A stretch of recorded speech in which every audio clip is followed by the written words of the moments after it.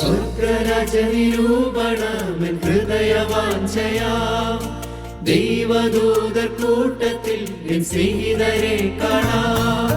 സ്വർഗരാജനിരൂപണമെൻ ഹൃദയവാഞ്ചയാ ദൈവദൂതർ കൂട്ടത്തിൽ എൻ സ്നേഹിതരെ കാണാം. അങ്ങോ എന്നേക്കും വേർപിരിയാതെ ക്രിസ്തുവിൻ കൂടെ പാർക്കും നമ്മളെല്ലാം. അങ്ങോ എന്നേക്കും വേർപിരിയാതെ ക്രിസ്തുവിൻ കൂടെ പാർക്കും നമ്മളെല്ലാം.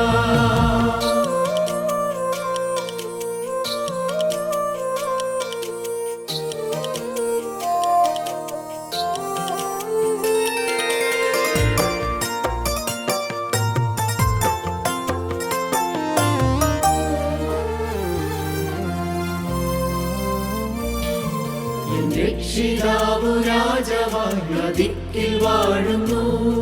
ഗീതം എത്ര ഇമ്പമായി എപ്പോഴും കേൾക്കുന്നു. രക്ഷിതാവു രാജാവായി ദിക്കിൽ വാഴുന്നു. ഗീതം എത്ര ഇമ്പമായി എപ്പോഴും കേൾക്കുന്നു.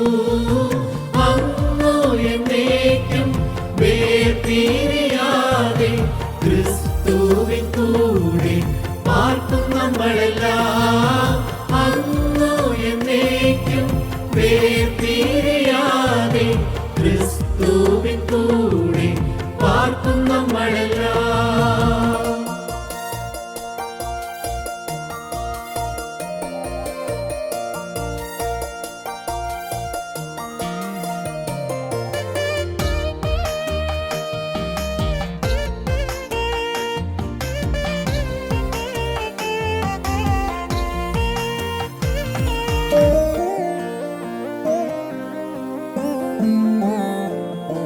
വിശുദ്ധരുടെ സംസർഗം വാടാത്ത കിരീടം ചൊല്ലിത്തീരാത്ത ആനന്ദം എത്ര വാഞ്ചിതം.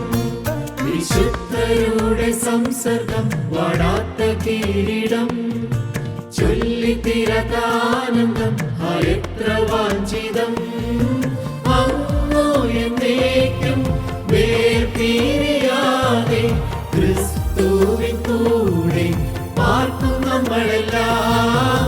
അങ്ങോ എന്നേക്കും വേർപിരിയാതെ ക്രിസ്തുവിൻ കൂടെ പാർക്കും നമ്മളെല്ലാം.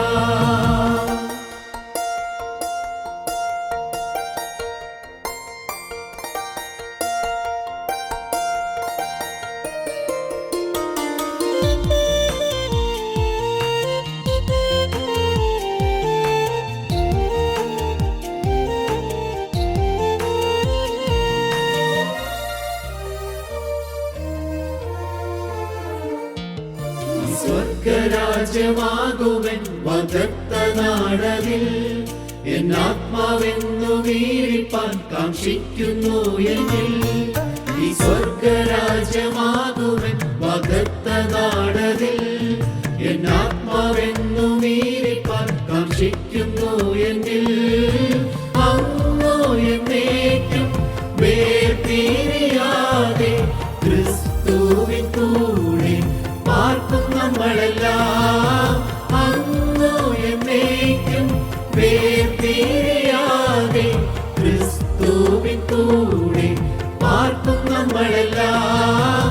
അങ്ങോ എന്നേക്കും വേർപിരിയാതെ ക്രിസ്തുവിൻ കൂടെ പാർക്കും നമ്മളെല്ലാം. അങ്ങോ എന്നേക്കും വേർപിരിയാതെ ക്രിസ്തുവിൻ കൂടെ പാർക്കും നമ്മളെല്ലാം. ദൈവനാമം മഹത്വപ്പെടുമാറാകട്ടെ. കർത്താവായ യേശുക്രിസ്തുവിന്റെ പരിശുദ്ധമായ നാമത്തിൽ നിങ്ങൾക്ക് എല്ലാവർക്കും എൻ്റെ വിനീതമായ സ്നേഹവന്ദനം. സഭാപ്രസംഗിയുടെ പുസ്തകം 11-ാം അധ്യായം 1-ാമത്തെ വാക്യവും 6-ാമത്തെ വാക്യവും വായിച്ചു കേൾക്കാം. നിന്റെ അപ്പത്തെ വെള്ളത്തിന്മേൽ എറിയുക, നിന്റെ അപ്പത്തെ വെള്ളത്തിന്മേൽ എറിയുക, ഏറിയ നാൾ കഴിഞ്ഞിട്ട് നിനക്ക് അത് കിട്ടും. ഏറിയ നാൾ കഴിഞ്ഞിട്ട് നിനക്ക് അത് കിട്ടും. 6-ാമത്തെ വാക്യം. രാവിലെ നിന്റെ വിത്ത് വിതയ്ക്ക, രാവിലെ നിന്റെ വിത്ത് വിതയ്ക്ക, വൈകുന്നേരത്ത് നിന്റെ കൈ ഇളച്ചിരിക്കരുത്. വൈകുന്നേരത്ത് നിന്റെ കൈ ഇളച്ചിരിക്കരുത്. നിങ്ങൾ വായിക്കുകയും ധ്യാനിക്കുകയും കേൾക്കുകയും ചെയ്തിട്ടുള്ള ഒരു വാക്യമാണ് നാം ഇപ്പോൾ ധ്യാനത്തിനായി എടുത്തിരിക്കുന്നത്. നിന്റെ അപ്പത്തെ വെള്ളത്തിന്മേൽ എറിയുക, ഏറിയ നാൾ കഴിഞ്ഞിട്ട് നിനക്ക് അത് കിട്ടും.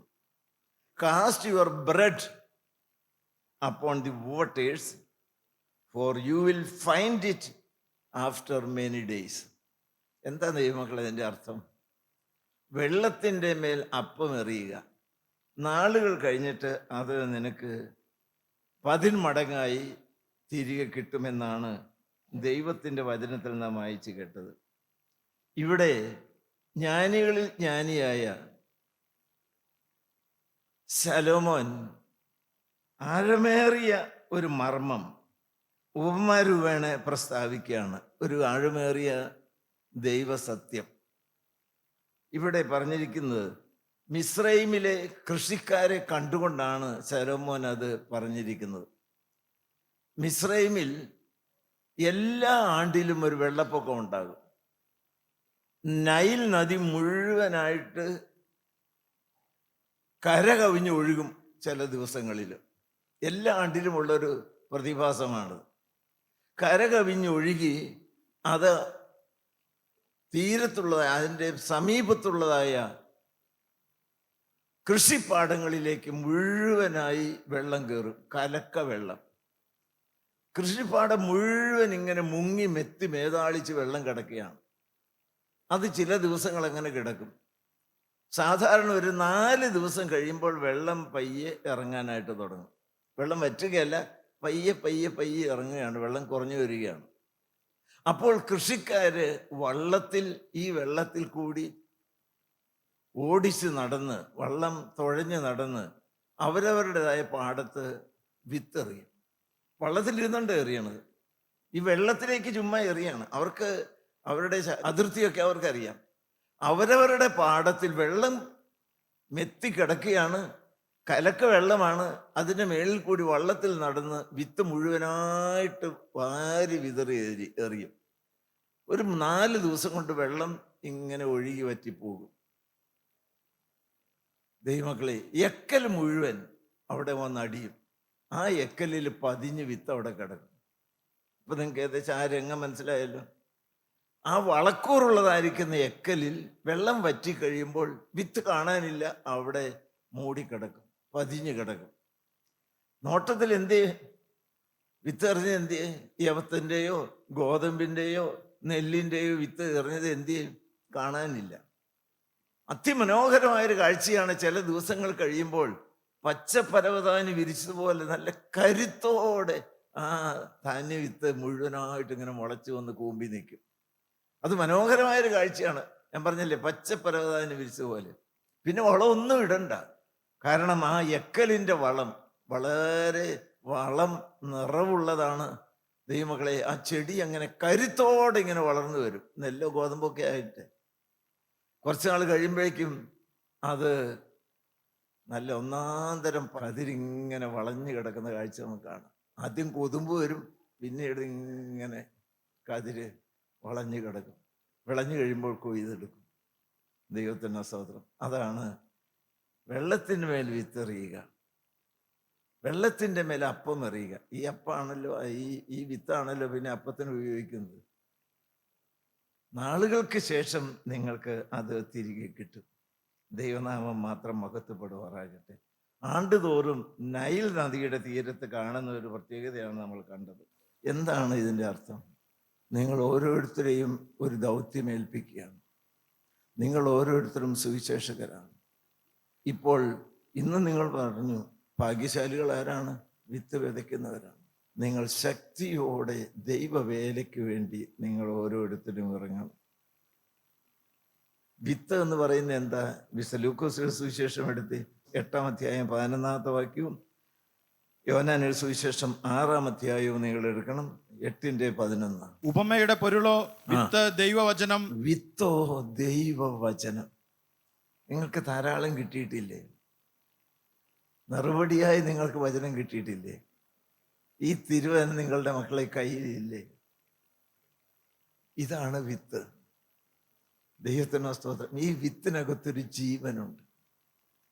ഈ വിത്ത് വീഴെടുത്ത് വീണാൽ തീർച്ചയായിട്ടും അത് മുളച്ചു വന്ന് വളർന്ന് ഫലം കായ്ക്കും. എനിക്കപ്പുറം ഒരു വാക്കോടെ പറയാനായിട്ടുണ്ട്. ഇവിടെ പറഞ്ഞിരിക്കുന്നത് വിത്തെന്നല്ല, ഇവിടെ പറഞ്ഞിരിക്കുന്നത് എന്താ? നിന്റെ അപ്പത്തെ വെള്ളത്തിന് മേലെറിയുക. ഏതാണ് ഈ അപ്പം? ഏതാണ് ഈ അപ്പം? യോഹന്നാൻ 6:48-51 വായിച്ച്. യോഹന്നാൻ സുവിശേഷം 6-ാം അധ്യായത്തിന്റെ 48-ാമത്തെ വാക്യവും 51-ാമത്തെ വാക്യവും. ഞാൻ ജീവന്റെ അപ്പമാകുന്നു. എല്ലാവരും അത് കേട്ടല്ലോ.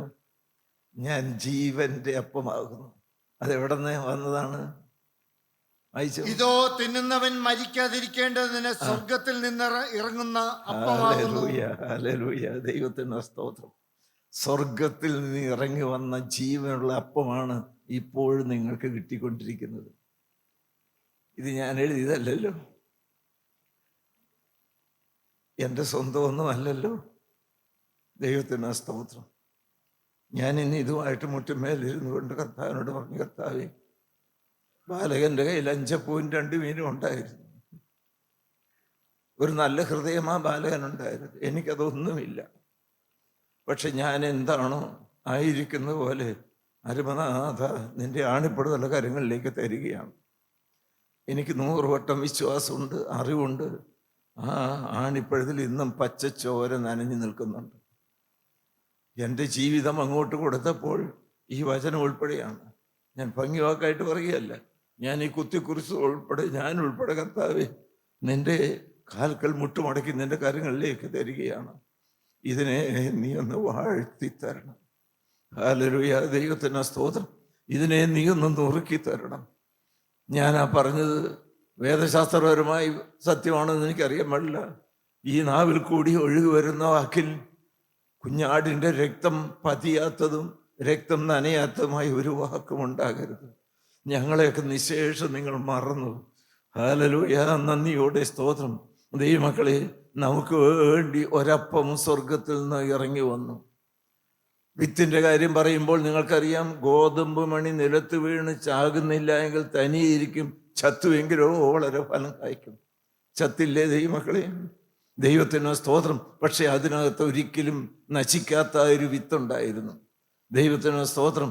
ആ അപ്പം എന്ന് പറയുന്നത് എന്താണ്? സ്വർഗത്തിൽ നിന്ന് ഇറങ്ങി വന്ന ജീവനുള്ള അപ്പം ഞാനാകുന്നു. 51-ാമത്തെ വാക്യം കൂടി വായിച്ച്. 51-ാമത്തെ വാക്യം. സ്വർഗത്തിൽ നിന്നിറങ്ങിയ ജീവനുള്ള അപ്പം ഞാനാകുന്നു. ഈ അപ്പം തിന്നുന്നവനെല്ലാം എന്നേക്കും ജീവിക്കും. ഹല്ലേലൂയ, ദൈവത്തിന് സ്തോത്രം. ദൈവമക്കളെ, ദൈവത്തിന് സ്തോത്രം. ഈ അപ്പം മുഴുവനോടെ അല്ല നമുക്ക് തന്നത്. നിങ്ങൾക്കെല്ലാം അറിയാവുന്ന കാര്യം ഞാൻ നിങ്ങളോട് പറയട്ടെ. അത് പറയാൻ എനിക്കരുത്തില്ല. കാലോറിയിൽ ജീവന്റെ അപ്പമാകുന്ന പൊന്നു കർത്താവ് കീറി മുറിഞ്ഞു കിടക്കണ കാഴ്ച നിങ്ങൾ കണ്ടോ? എനിക്ക് വേണ്ടി കാലോറിയിൽ നുറുക്കപ്പെട്ടു. ഏത് ഭാഗം നുറുങ്ങാത്ത? കാരിരുമ്പാണികൾ കൊണ്ട് മാത്രമല്ല, ചാട്ടവാറ് കൊണ്ട് അടിച്ചു കീറിയപ്പോൾ ദൈവത്തിന് സ്തോത്രം, ശരീരത്തിൽ ഇറച്ചി കഷ്ണങ്ങൾ മുഴുവൻ പറഞ്ഞു പോന്നു. എനിക്ക് വേണ്ടി നുറുക്കപ്പെട്ടതായ അപ്പം, ഇന്ന് രക്തം പുരണ്ട അപ്പം നമ്മുടെ മധ്യത്തിലേക്ക് എൻ്റെ പൊന്നു കർത്താവ് വിളമ്പി തരികയാണ്. ഹല്ലേലൂയ, ദൈവനാമം മാത്രം മഹത്വപ്പെടുമാറാകട്ടെ. ആ അപ്പം ദൈവമക്കളെ ഇന്ന് നിങ്ങൾ പ്രാപിച്ചുകൊണ്ട് വേണം പോകാനായിട്ട്. ഞാൻ കൊതിയോടെ നിങ്ങളോട് പറയുകയാണ്. ഹല്ലേലൂയ, ആ അപ്പത്തിൻ്റെ പ്രത്യേകത എന്താണ്? 1, സ്വർഗത്തിൽ നിന്ന് ഇറങ്ങി വന്നതാണ്. 2, പ്രത്യേകത എന്താണ്? അത് നുറുക്കപ്പെട്ടതാണ്. 3-ാമത്തെ എന്താണ്?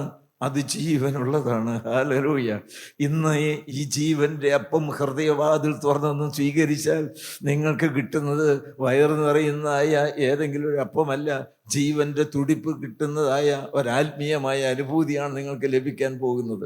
ഞാനിത് അനുഭവിച്ചുകൊണ്ടല്ലേ പറയുന്നത്. ജീവൻ പകർന്നു കിട്ടിയതായ രംഗത്ത് നിന്നുകൊണ്ടല്ലേ ഞാൻ പ്രസംഗിക്കുന്നത്. ഹല്ലേലൂയ, നന്ദിയോടെ സ്തോത്രം. അതാണ് സത്യവചനം ശരിയായി പഠിപ്പിക്കുന്ന രംഗം. ആ വചനത്തിൻ്റെ പ്രത്യേകത ദൈവമക്കളെ, അതിൻ്റെ അവതരണ ഭംഗിയല്ല, അതിൻ്റെ പോയിന്റുകളുടെ മാഹാത്മ്യമല്ല, കുഞ്ഞാടിൻ്റെ ജീവരക്തത്തിൻ്റെ ശക്തിയുടെ തുടിപ്പ് അതിനകത്തുണ്ട്. ഹല്ലേലൂയ, ദൈവത്തിന് സ്തോത്രം. കാലോറിയിൽ കത്തി കത്തിതായ സ്നേഹത്തിന്റെ തീയുടെ ജ്വലനം അതിനകത്തുണ്ട്. ഏത് കരിക്കട്ടയെയും തീ പിടിപ്പിക്കാൻ മതിയായതായ ആ രക്തം പുരണ്ടതായ ശബ്ദം വചനമായി നിങ്ങളുടെ മധ്യത്തിലേക്ക് ഇറങ്ങി വരികയാണ്. നിങ്ങളെല്ലാവരും പ്രാർത്ഥിക്കണം, എനിക്ക് വേണ്ടിയും പ്രാർത്ഥിക്കണം, തമ്മിൽ തമ്മിൽ പ്രാർത്ഥിക്കണം. കർത്താവെ, ആരെങ്കിലും ആത്മാവിൽ മരിച്ചു കിടക്കുന്നുണ്ടെങ്കിൽ അനേകരുണ്ട്. Hallelujah, hallelujah, hallelujah. ദൈവമക്കളെ, സ്വർഗത്തിൽ നിന്ന് വാഴ്ത്തി നുറുക്കി രക്തം പുരട്ടി തന്നിരിക്കുന്നതായ ഈ വചനമാകുന്ന വിത്ത്, ഈ വചനമാകുന്ന അപ്പം നിങ്ങൾക്ക് ആഹരിക്കാനായിട്ട് വിട്ടുതരികയാണ്. അത് ആത്മാവിൻ്റെ ആഹാരമാണ്. ദൈവത്തിന് സ്തോത്രം. ദൈവമക്കളെ, ഈ വചനം നിങ്ങൾക്ക് കിട്ടി, ഈ അപ്പം നിങ്ങൾക്ക് കിട്ടി. അത് നിങ്ങൾ എന്ത് ചെയ്യണം? വെള്ളത്തിന്മേലെറിയുക. ഒരു പ്രയോജനവും ഇല്ലെന്ന് തോന്നും ചിലപ്പോൾ, പക്ഷേ നിങ്ങൾ എറിഞ്ഞുകൊണ്ടേയിരിക്കണം. ഞാൻ പറയും, രാവിലെ വിത്ത് വിതയ്ക്കണം, വൈകുന്നേരത്തും നിന്റെ കൈ ഇളച്ചിരിക്കരുത്. ഈ കാലങ്ങളിൽ ദൈവമക്കളുടെ സുവിശേഷ വേലയ്ക്കുള്ള താല്പര്യം കുറഞ്ഞു പോയിട്ടുണ്ടോ? ഏത് വ്യക്തിക്കും സുവിശേഷ വേല ചെയ്യാൻ പാടില്ലേ? ഒരു ഫോൺ വിളിച്ചെന്നാലും പറഞ്ഞു, എനിക്ക് തീരെ പറ്റൂല സാർ, ഒരു വീട് കയറാൻ പോലും. ഞാൻ പറഞ്ഞു, ഒരു ദിവസം ഒരു 10 പേരെന്ന് വിളിക്കാനാണ്. സംസാരിച്ച തിരിയോ? ഗൗരവത്തോടെ ഞാൻ ചില കാര്യങ്ങൾ പറയുകയാണ്. ദൈവത്തിന് സ്തോത്രം. അലസതയോടെ ആത്മീയ രംഗത്ത് മുന്നോട്ട് പോയി കഴിഞ്ഞാൽ അപകടമാണ്. എത്ര ആത്മാക്കളെ നേടുവാൻ നിങ്ങൾക്ക് സാധിച്ചു? വീടുകൾ കയറണം എന്നല്ല, സ്റ്റേജിൽ ഇറങ്ങി എഴുന്നേറ്റ് നിന്ന് പ്രസംഗിക്കണം എന്നല്ല ഞാൻ പറഞ്ഞത്. കട്ടിലേക്ക് കിടന്നുകൊണ്ട് നിങ്ങൾക്ക് ഫോൺ വിളിക്കാൻ പാടില്ലേ? നിങ്ങൾക്ക് അല്ലാത്തവർക്ക് ഭവനങ്ങൾ സന്ദർശിക്കാൻ പാടില്ലേ? അന്ധകാരത്തിൽ നിന്ന് അത്ഭുത പ്രകാശത്തിലേക്ക് വിളിച്ചവന്റെ സൽഗുണങ്ങളെ ഘോഷിപ്പാൻ വേണ്ടിയിട്ടല്ലേ വിളിച്ച് വേർതിരിച്ചത്? കർത്താവായി യേശുക്രിസ്തുവിന്റെ സുവിശേഷ ദൗത്യത്തിന്റെ അപ്പോയിന്റ്മെന്റ് എഫേസ്യർക്ക് ലേഖനത്തിൽ പറയുന്ന പോലെ നിങ്ങൾക്ക് ലഭിച്ചതല്ലേ? സുവിശേഷക്കാരായി ദൈവം നിങ്ങളെ നിയമിച്ചതല്ലേ? എന്ത് ചെയ്തു നിങ്ങൾ? ഹല്ലേലൂയ, ദൈവത്തിന് സ്തോത്രം. ഞാൻ അല്പം ശാസന രൂപത്തിൽ തന്നെ പറയുന്നു, ക്ഷമിക്കണം. നിങ്ങളുടെ കയ്യിലേക്ക് ഞാൻ ഒരു പേപ്പർ തന്നാൽ ഇത്രമാത്രം വചനം കേട്ട ദൈവമക്കൾ വേറെ അധികം കാണുമെന്ന് എനിക്ക് തോന്നുന്നില്ല. അത് സത്യത്തിന്റെ വചനം. ഹല്ലേലൂയ, ദൈവനാമം മഹത്വപ്പെടുവാറാകട്ടെ. നിങ്ങൾ നേടിയതായ ആത്മാക്കളുടെ ലിസ്റ്റും തരാൻ പറഞ്ഞ് എത്ര പേർക്ക് തരാനുണ്ട്? കുട്ടികളെ പഠിപ്പിച്ചുവെന്നും ഡിഗ്രി മേടിച്ചു കൊടുത്തുവെന്നും വിദേശത്ത് വിട്ടുവെന്നും വീട് പണിതുവെന്നും ധനസ്ഥിതി മാറിയെന്നും അനേക കാര്യങ്ങൾ നിങ്ങൾക്ക് പറയാനുണ്ട്. ഞാൻ ഇന്നലെ വീട്ടിൽ വന്നായ ഒരു കുടുംബത്തോട് പ്രകാരം ചോദിക്കുകയുണ്ടായി, ശവക്കുഴിക്ക് അപ്പുറമുള്ള ദൈവമക്കൾ എന്ത് നേടി? നല്ല വിദ്യാഭ്യാസവും നല്ല സമ്പത്തുമുള്ളവരാണ്. ശവക്കുഴിക്ക് അപ്പുറമുള്ളത് എന്ത് നേടി? ഒന്നാമത്തെ കാര്യം. രണ്ടാമത്, നിങ്ങൾക്ക് വിദ്യാഭ്യാസമുണ്ട്, നിങ്ങൾക്ക് ജോലിയുണ്ട്, നിങ്ങൾക്ക് നല്ല ബാങ്ക് ബാലൻസ് ഉണ്ട്, നിങ്ങളുടെ മക്കളെ നിങ്ങൾ ഭംഗിയായിട്ട് പഠിപ്പിച്ചു, നിങ്ങൾക്ക് നല്ല ഭവനവും നല്ലതായിരിക്കുന്ന വസ്ത്രങ്ങളും എല്ലാം ഉണ്ട്. ദൈവത്തിൻ്റെ സ്തോത്രം. ഞാൻ ഈ ചോദിക്കുന്ന ചോദ്യത്തിന് ഉത്തരം പറയണം. അവരെൻ്റെ നേരെ കേട്ടുകൊണ്ടിരിക്കുക, എന്ത് ചോദ്യമാണ് ഈ ചോദിക്കുന്നതിന് ഉത്തരം പറയണം. ദൈവത്തിൻ്റെ സ്തോത്രം. അവസാനം എല്ലാം തീയിൽ ശോധന ചെയ്യുന്നൊരു ദിവസമുണ്ട്. തീയിൽ ശോധന ചെയ്യുന്നൊരു ദിവസമുണ്ട്. അന്ന് സർട്ടിഫിക്കറ്റ് ബാക്കിയാണോ? നിന്റെ വീട് ബാക്കിയാണോ? ഡിഗ്രി ബാക്കിയാണോ? നിന്റെ വണ്ടി ബാക്കിയാണോ? അലമാര കബോർഡ് നിറച്ചിരിക്കുന്ന വസ്ത്രങ്ങൾ ബാക്കിയാണോ? എന്ത് സഹോദരി ബാക്കിയുണ്ട്? നിങ്ങൾ എന്നോട് ദൈവം എന്ന് പറഞ്ഞ് എന്ത് ബാക്കിയുണ്ട്? തീയിൽ ശോധന ചെയ്യുമ്പോൾ ഒന്ന് മാത്രം, നേടിയ ആത്മാക്കൾ. എല്ലാവരും കേട്ടോ? അത് വെറുതെ ഇളച്ചിരിക്കുന്ന കാലുകൾ സ്വർഗബളുക്കുന്ന തീരത്ത് സന്തോഷത്തിന് നൃത്തം ചവിട്ടുമെന്ന് ധരിക്കരുത്.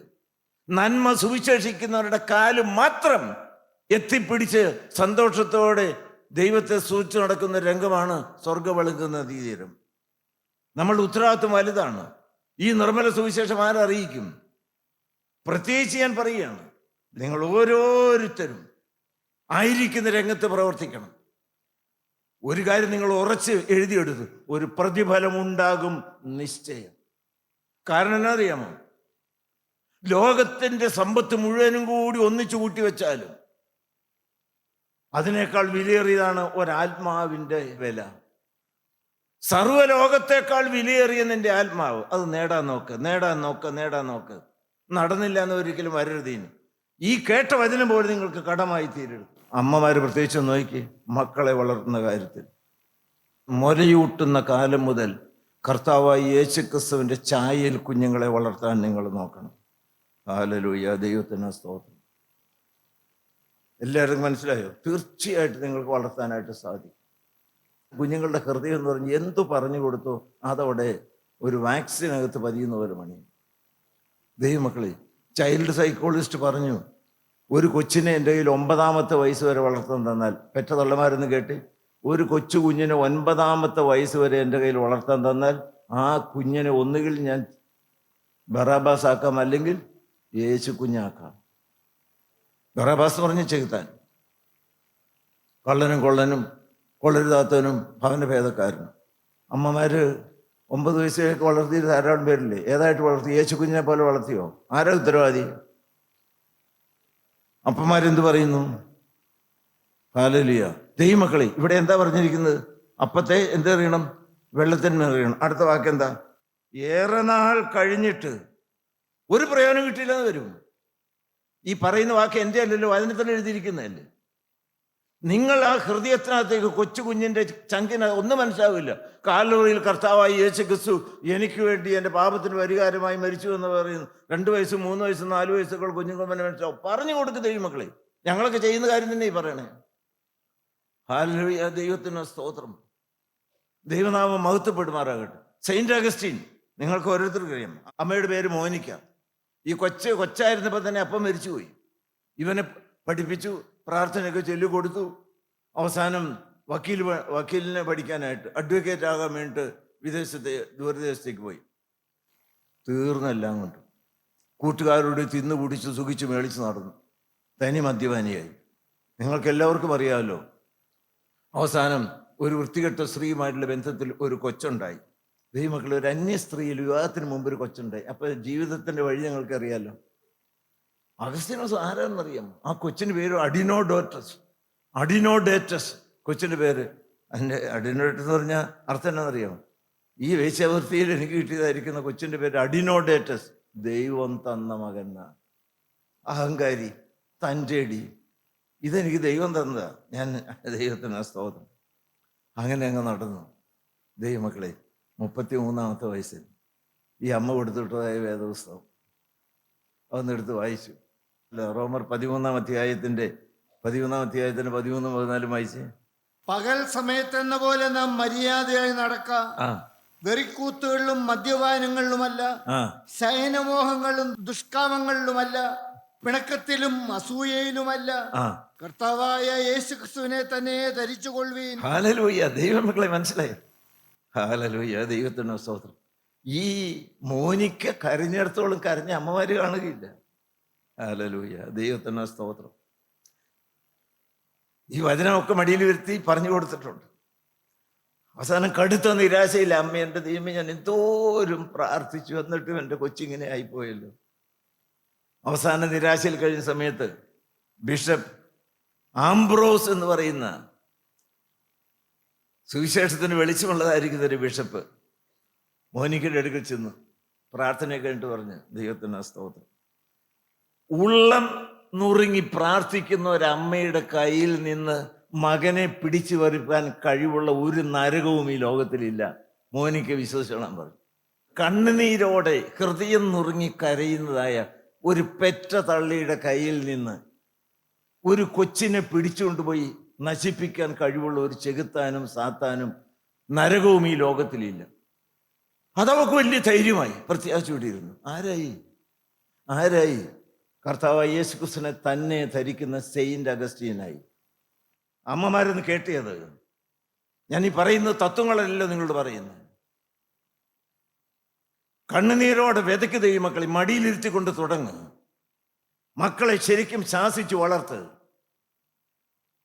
എന്നോട് പറഞ്ഞിരിക്കുന്ന പോലെ ദൈവത്തിൻ്റെ സ്തോത്രം, പ്രാർത്ഥിക്കാതെ അന്നത്തെ കാലത്ത് 40 കുമ്പിട്ട് ഉച്ചയ്ക്ക് നമസ്കരിക്കാതെ ഉച്ചയ്ക്ക് ഭക്ഷണം തരികയില്ല. ദൈവത്തിൻ്റെ സ്തോത്രം. ദൈവമക്കളെ വെറുതെ പറയുകയല്ല. എൻ്റെ പിതാവ് ശാന്തിത്തിൻ്റെ അച്ഛൻ്റെ കാര്യം പറയുന്നു. 9ാമത്തെ വയസ്സിൽ എൻ്റെ കവിളത്തിൻ്റെ ഒരൊറ്റ അടിയൊന്ന് വെളുപ്പിന് 5:30 മണിക്ക് 50 നോമ്പില് പ്രഭാത പ്രാർത്ഥനയ്ക്ക് വിളിച്ചിട്ട് എഴുന്നേറ്റില്ല. രണ്ടാമത് വന്ന് പുതപ്പങ്ങ് മാറ്റി ഒരൊറ്റ അടി 5 വിരലും തടിച്ചു. ആ അടിയുടെ ചൂടാ ഇന്നിവിടെ നിൽക്കാൻ കാരണം. നരകത്തിന്റെ തീപ്പൊയ്യിൽ കത്തിയിരുന്ന കാഴ്ച കാണാണ്ടിരിക്കണമെങ്കിൽ ഇന്ന് കാൽവറിയിലെ ആ തീയിൽ നിങ്ങൾ കത്തിക്കണം മക്കളെ. ഹല്ലേലൂയ, ദൈവനാമം മഹത്വപ്പെടും. ആററ്റോറി, അവിടെയും അമ്മയുടെ കാര്യമാണ് പറയുന്നത്. പിതാവിന് രക്ഷപ്പെട്ടു പോകാമെന്നല്ലേ ഞങ്ങൾ പറയുന്നു. അമ്മയുടെ ഉപദേശം കേട്ട് മടുത്തിട്ട് അവൻ വീട് വിട്ടിറങ്ങി. ഈ പത്യോപദേശം എനിക്ക് കേൾക്കണ്ട. ദൈവമക്കളെ തകർന്ന് തരിപ്പണമായി, ഞാൻ വിശദീകരിക്കുന്നില്ല. പക്ഷെ അമ്മ ഒരു വാക്ക് പറഞ്ഞു, നീ നിരാശയുടെ അടിത്തട്ടിലെത്തുമ്പോൾ, നിന്റെ ജീവിതത്തിന്റെ ചരടിന്റെ അറ്റത്ത് എത്തുന്ന സമയത്ത് എൻ്റെ അമ്മയുടെ ദൈവമേ എന്ന് നീ ഒന്ന് വിളിക്കണം കൊട്ടമാനെ. എൻ്റെ അമ്മയുടെ ദൈവമേ. അതുപോലെ തന്നെ എല്ലാം തീർന്നു, വസ്ത്രവും ഇല്ല, ഭക്ഷണവും ഇല്ല, ആർക്കും വേണ്ട, ജീവിതത്തിൽ ഒരടി മുന്നോട്ട് പോകാൻ പറ്റില്ല. ആകെ ഒരു റിവോൾവർ, ഒരു കൈത്തോക്ക് സംഘടിപ്പിച്ചു, തന്നെത്താൻ നെഞ്ചത്ത് നിറയൊഴിച്ച് മരിക്കാനിരിക്കുന്ന സമയത്ത് ഒരു വാക്ക്, ഞാൻ മരിക്കാൻ തുടങ്ങിയാണ്. അമ്മ ഒരു വാക്ക് പറഞ്ഞു ഏറ്റവും അവസാന സമയത്ത്, എൻ്റെ അമ്മയുടെ ദൈവമേ. ആ അമ്മ അന്നേരം കണ്ണീരുടെ മുട്ടിന്മേലാണ്. നഷ്ടപ്പെടില്ല ദൈവമക്കളെയും. ദൈവത്തിന് സ്തോത്രം. അതവിടെ താഴെയിട്ട് അവിടെ എഴുന്നേറ്റ് ആ ഓട്ടം ചെന്ന് നിന്നത് കണ്ണുനീരോടെ മുട്ടുമേലിരിക്കുന്ന അമ്മയുടെ കാൽക്കലാണ്. ദൈവത്തിന് സ്തോത്രം. എൻ്റെ കയ്യിലുണ്ട് അദ്ദേഹത്തിൻ്റെ പുസ്തകങ്ങൾ. ഒരു ജീവിക്കുന്ന വിശുദ്ധനായി മാറി, അനേക പുസ്തകങ്ങൾ എഴുതി, വെള്ളത്തിന്മേൽ എറി ദൈവമക്കളെ അപ്പം. ഹല്ലേലൂയ, ദൈവത്തിന് സ്തോത്രം. അലക്സാണ്ടർ മാക്കേവ് നിങ്ങൾ കേട്ടിട്ടുണ്ട്. അലക്സാണ്ടർ മാക്കേവ്. ഞാൻ ചില ഉദാഹരണങ്ങൾ പറയും, നിങ്ങൾക്ക് വേഗം ഗ്രഹിക്കാമല്ലോ എന്ന് വിചാരിച്ചാണ്.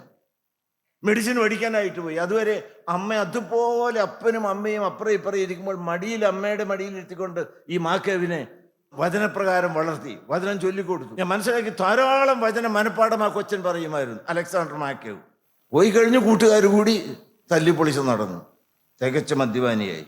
ഹല്ലേലൂയ, ദൈവത്തിന് സ്തോത്രം. ദൈവം വേണ്ട. പക്ഷേ അമ്മ ഒരു വേദപുസ്തകം എഴുതി കൊടുത്തിട്ടുണ്ടായിരുന്നു. ഒരു വേദപുസ്തകം, മുഴുവൻ വേദപുസ്തകം. അതിലവൻ്റെ പേര് ആദ്യം എഴുതിയിട്ടുണ്ട്, അലക്സാണ്ടർ മാക്കേവ്. ഹല്ലേലൂയ. ദൈവമക്കളെ, മെഡിസിൻ പഠിത്തം എല്ലാം കഴിഞ്ഞു, ഡോക്ടറായി പുറത്തിയാടി. അവൻ പഠിക്കുക നല്ല ബുദ്ധിയുള്ള വെച്ചനായിരുന്നു.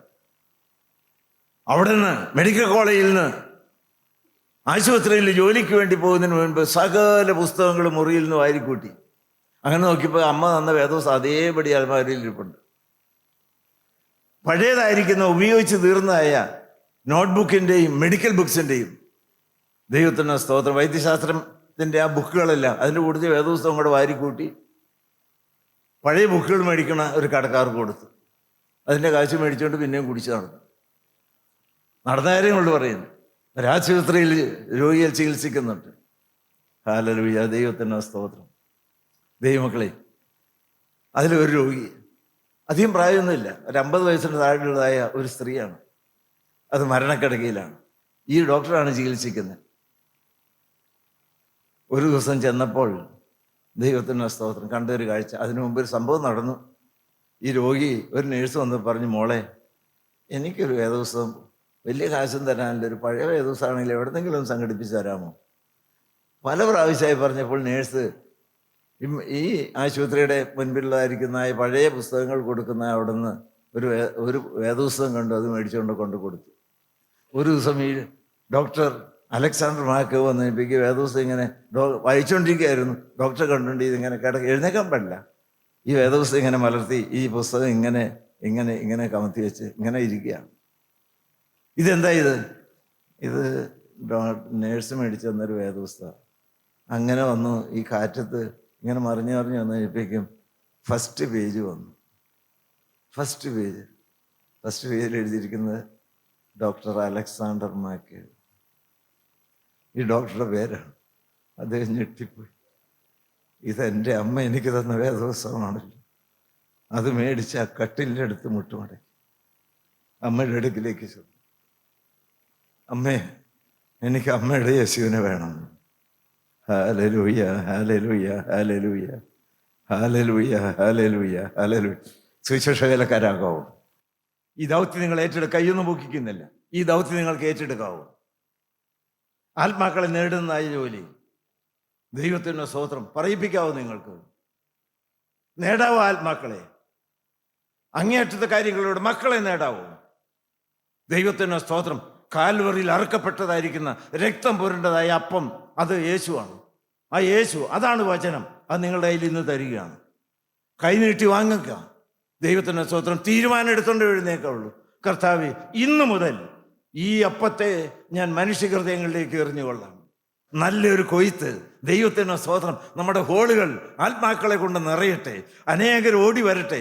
ദൈവത്തിൻ്റെ സ്തോത്രം. കുട്ടികളുടെ ബൈബിൾ ക്ലാസ്സും യങ്മെൻ ഫെലോഷിപ്പും യൂതികളുടെ മീറ്റിങ്ങും വനിതാ സമാജവും ഹാലലൂയ നിങ്ങളെല്ലാവരും ഒന്ന് ഉണർന്ന് പ്രവർത്തിച്ചാൽ ഏരിയ മീറ്റിങ്ങുകളുമെല്ലാം ശക്തിയോടെ ഉണർന്നു വരും. അത് കണ്ട് സ്വർഗം സന്തോഷിക്കട്ടെ. നിങ്ങളെ ദൈവം അനുഗ്രഹിക്കട്ടെ. ദൈവനാമം മാത്രം മഹത്വപ്പെടുമാറാകട്ടെ. കർത്താവിന് സ്തോത്രം. ഹല്ലേലൂയ.